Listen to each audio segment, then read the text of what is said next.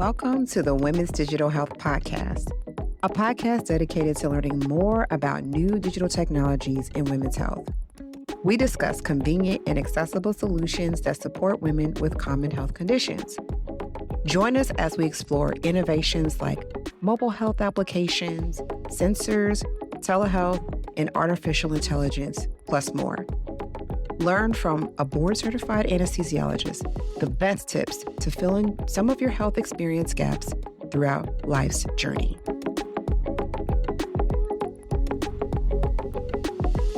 Welcome back to episode 21. This episode is focused on how artificial intelligence is enhancing anesthesia and postoperative care. And I'm going to call this a bonus episode specifically for my women's digital health listeners, because this talk is done after a talk I did at the American Society of Anesthesiology back in October in 2024. And if you are an anesthesiologist or you have access to the virtual education, check out that talk in the ASA virtual experience. It's called AI Applications in Postoperative Anesthesia. But I wanted to make sure that my listeners also had some access to that talk and had some understanding of how artificial intelligence is being used in anesthesia. And so this episode is all about that. All right, so before I begin this talk, I wanted to make sure you all understand that there have been a lot of things happening in the background for women's digital health, hence why I've been so quiet on the podcast side. But 2024 was really busy towards the end of the year. On top of the talk that I did in October, I was also working on my first ebook, and I'm proud to announce that it is out. So definitely go check that out. It's all about perimenopause. It's called Hormone Harmony. It's really focused on giving women an opportunity to advocate for themselves. Whether you're in a clinical visit or you just want to understand what perimenopause is, you just want to navigate that healthcare system with some confidence. Check out my first ebook. Trust me, guys, I did my homework. The references are all there. And, the goal is really to get you on board with understanding your body if you are in this time period, or someone who's going through the perimenopausal journey, or you're not even sure if you are. Now, how does one get access to this ebook? Well, first of all, it's on my website. The link will definitely be in the show notes to this episode. There will be a link in my newsletter, and I will definitely be promoting this ebook throughout on my social media platforms. So check out the various ways in which you can get access to this book. I do think this is going to be a part of a series because I've gotten so many questions about perimenopause and am I in perimenopause and what is perimenopause and what does that mean? Because it's just very different from menopause, which I know has been getting a lot of media attention. So I just thought that it would be appropriate for us to talk about what happens before menopause as a way to understand how women are navigating the healthcare system as well as using technology. That ebook also comes with a guide, a digital health technology guide. How do you use technology to really improve the quality of life, particularly in this time of life of perimenopause? So check out the book called Hormone Harmony, and then check out the digital health technology guide that comes with that. Again, you can check it out on my website, my newsletter, and it'll be in the show notes. On top of that, I got invited to speak on a panel discussion. This was early this year. It's called The Female Quotient, and it's this huge forum dedicated to women all over the world who are focused on women in business. And I got a chance to participate at the Consumer Electronics Showcase early in January this year. I met so many really incredible people at that event. Thank you to Shelly Zalis, who is the founder of that organization. The Female Quotient is phenomenal. Her team is fantastic. They host these forums, not only just Consumer Electronics Showcase, but the World Economic Forum at Sundance. They are everywhere. And her team is so organized and they are so on top of it. It is just a phenomenal organization. And I'm truly honored to be a part of this. And so thank you so much to Female Quotient for giving me the opportunity. Thank you to Jenna Green, who is the founder of Forward Collective, who was the person that actually connected me with the Chief Advancement Officer, Nancy Weintraub, and the Chief Clinical Officer, Paula Ponthan Craven of Easter Seals, where we had a wonderful panel discussion about the future of healthcare technology with women in leadership. And I was so honored to be on that panel discussion. So these are all the things that I've been doing behind the scenes for women's digital health in preparation for season 3. So thank you for your patience. And without further ado, let's get into episode 21 that's focused on AI applications in postoperative anesthesia. So I've broken this episode into 4 parts. The first is really understanding what anesthesiologists do. The second part is reviewing some vocabulary terms. I call those vocab biddles if you've listened to my previous episodes. The third part is really helping you understand how artificial intelligence is helping anesthesiologists in real time and like what's happening in the operating room if you saw an anesthesiologist using artificial intelligence. And finally, we're going to bust some myths about what AI is doing in healthcare, specifically for anesthesiologists, and what it's not doing. All right. So the first part, understanding what anesthesiologists do. I think it's important to give you context before I start throwing around terms and throwing around scenarios. I know a lot of people watch medical dramas like Grey's Anatomy.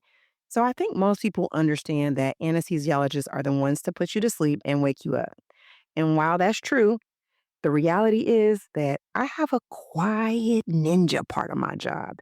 And that actually begins before you even come into the operating room. Anesthesiologists have the responsibility of assessing risks. Anesthesiologists have to decide, okay, what is the likelihood that you're going to have a good outcome versus a not so good outcome? The biggest fear I hear before surgery is, doctor, am I going to wake up during the surgery? And honestly, the probability of that happening is low. I am actually more concerned about whether or not your wound's going to heal or whether or not you're going to have, a heart attack or a stroke. And part of this is because I'm worried about things like your blood sugar being way too high before surgery. So the last thing an anesthesiologist wants is for you to have a bad outcome when we could have delayed your surgery so that we could make things better. So let's go back to the blood sugar. If I've got some time to actually improve your blood sugar, I'm going to push for that. I'm going to talk to your primary care doctor and your surgeon and say, hey, let's see what we can do to make this person better. Let's make them the best it can possibly be before they go to surgery. Now, once you get that green light, yes, we are definitely monitoring your vital signs like your heart rate, your blood pressure, and your oxygen. And we are definitely giving you medications during surgery to keep you asleep. I guarantee the probability of you waking up during the surgery is pretty low. But these other things that are important for decision making, I have to stay on top of constantly. So that leads me to the second role that anesthesiologists play in the operating room. That is making sure you are safe. And part of that is being able to anticipate when something's going to happen and preventing it from happening at all.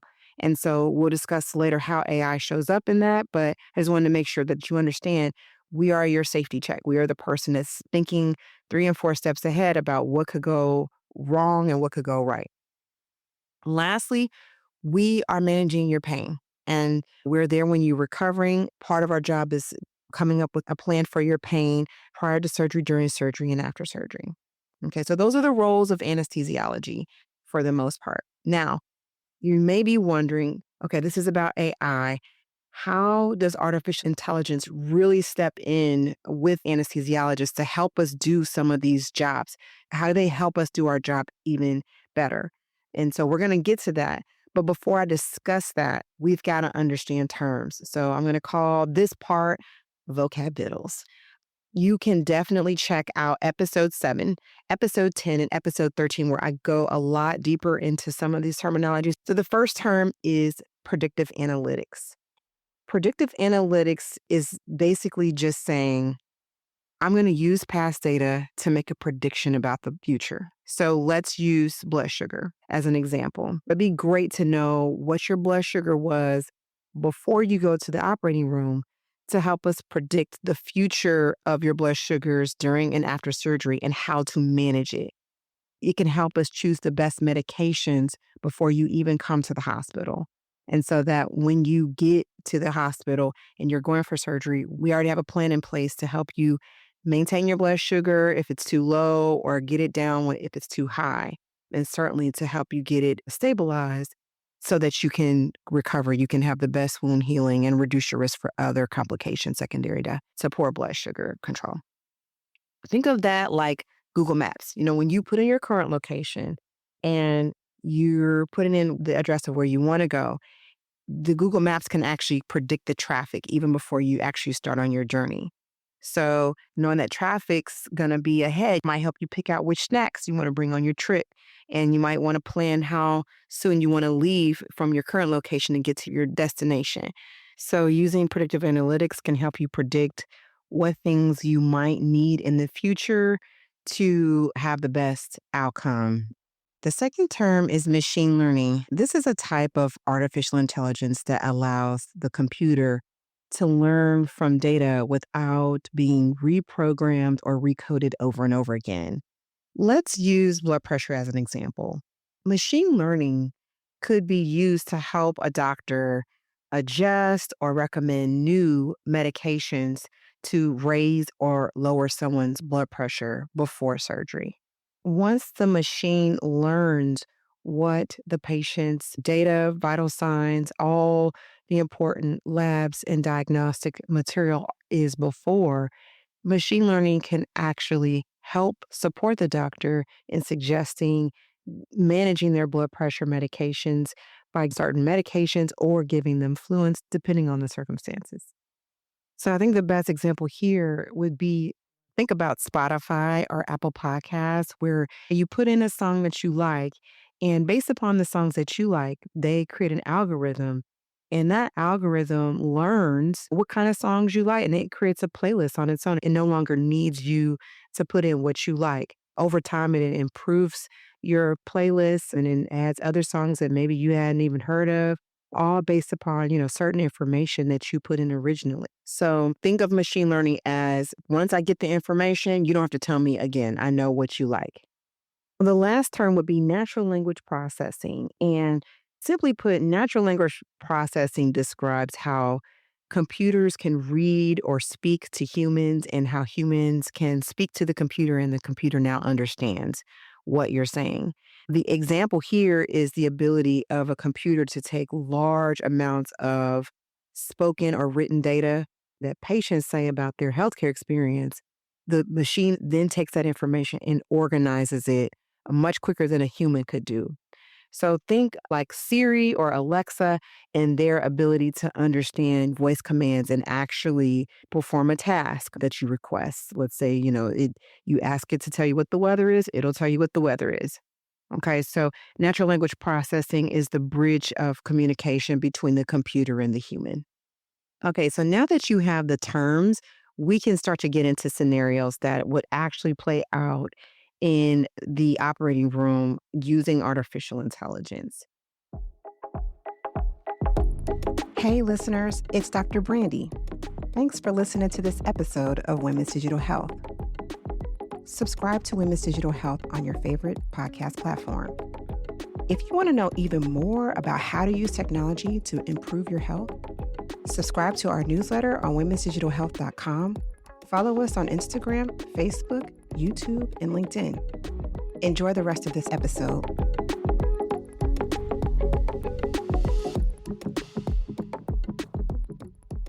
So there's a lot of things that anesthesiologists do. Yes, we are giving medications. Yes, we're monitoring the patient, but there's other things that we are responsible for.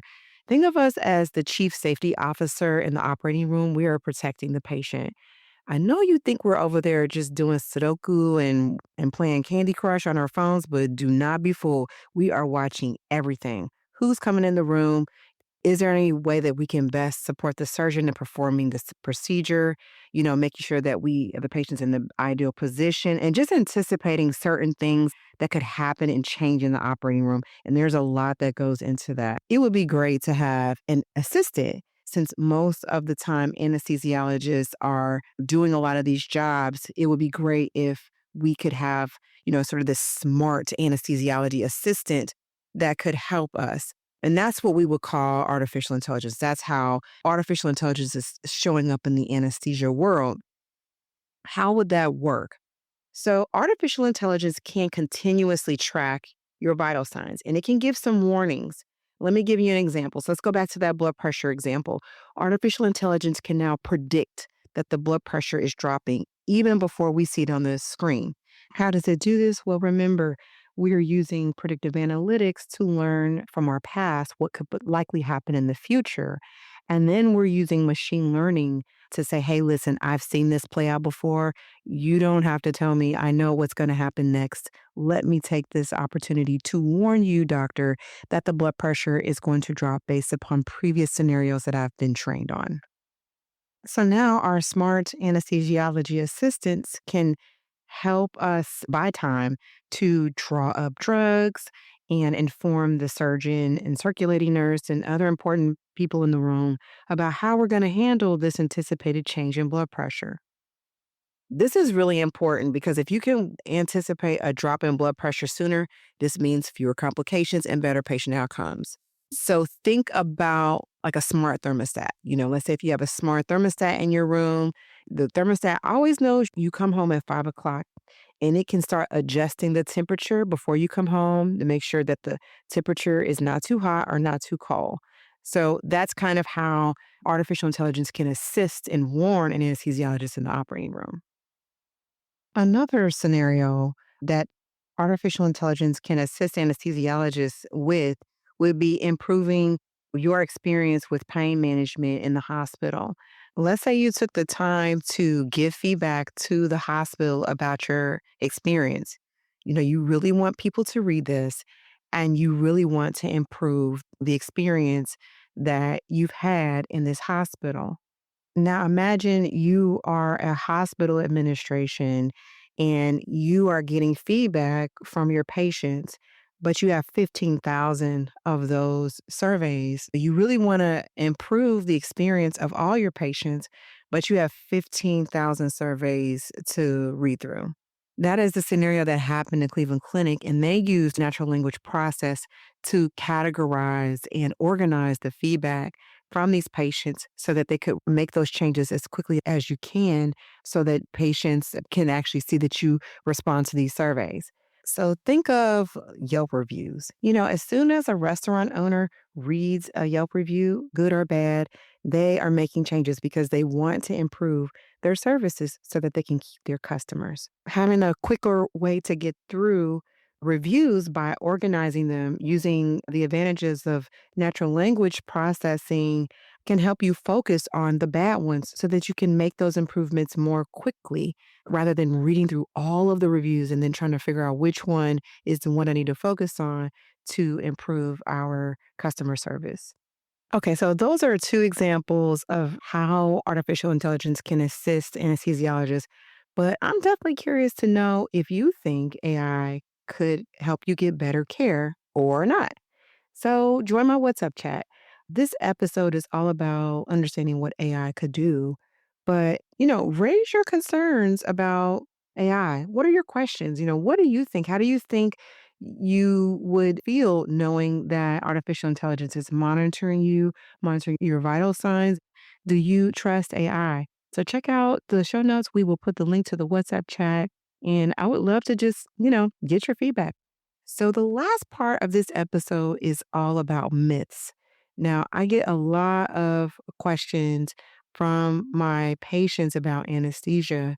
And when I think people hear about artificial intelligence in healthcare, they think robots are going to replace the doctors.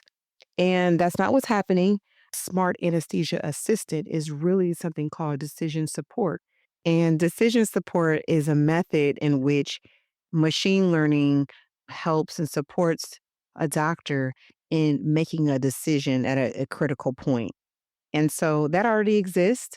It's not necessarily that it's replacing the knowledge and expertise of an anesthesiologist because even if that decision support offers a suggestion, it doesn't mean that the anesthesiologist is going to take that suggestion because the human can really appreciate the context of what's actually happening. Maybe that blood pressure drop is not real. Maybe the blood sugar is abnormal because it was collected in a wrong way. There are all sorts of other scenarios that a human can provide context to what's actually happening rather than just relying on raw data that the machine is getting. So, the next myth I often hear is that artificial intelligence can make ethical decisions or they can replace the human's ability to make the right or wrong decision. And that's not true. Artificial intelligence is there to assist humans in making those decisions, but I don't personally see artificial intelligence being able to make ethical decisions. If anything, we actually need more humans in this ethical decision making aspect of artificial intelligence in healthcare. And that's a whole separate topic. But we definitely need more people to help technical and financial experts of artificial intelligence to understand the right thing to do for patients, the right thing to do for people, and remind them that when you're dealing with healthcare, it could be their child or their parent or their sibling or their loved one that we need to consider when we are building these systems for healthcare using artificial intelligence. All right. The final myth is that if you are able to predict accurately using predictive analytics, that's definitely going to improve outcomes. Now, I've talked a lot about predictive analytics in this episode, and that's definitely one of the strengths of AI, its ability to capture a large amount of data and then come up with this very accurate, precise prediction. And that's great. That's if all the information is there and it's where it should be. And this is where the human mind becomes better than artificial intelligence because it knows when a data point like blood sugar is wrong and is just not even compatible with life. If the blood sugar is 3,000, no, that's wrong. And so artificial intelligence is still early in its ability to judge and adapt and know what's right. It's just an assistant. It can't replace the experience and expertise of an anesthesiologist. If you can't tell, I love what I do. I love anesthesia. I love practicing. And I know that artificial intelligence and anesthesiology together can really make anesthesia safer and give patients better, more personalized care. It can help doctors predict risk. It can fine tune medications. It can improve pain management. You can improve service and overall patient experience. But at the end of the day, the human doctor is still in control. They're just using artificial intelligence as a tool, and it's not a replacement. And with that, that concludes episode 21. In this episode, we discussed what anesthesiologists do. We talked about important terms that are used when we're talking about artificial intelligence in anesthesia. We covered examples of how AI is used in anesthesia, and we busted some myths about what AI can and cannot do in anesthesia. So if you want to know any more about AI, definitely check out my new digital ebook, Hormone Harmony, a must read for anybody who's trying to figure out, am I in perimenopause? What is it? It's a must read.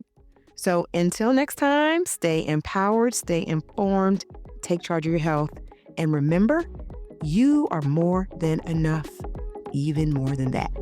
Bye for now.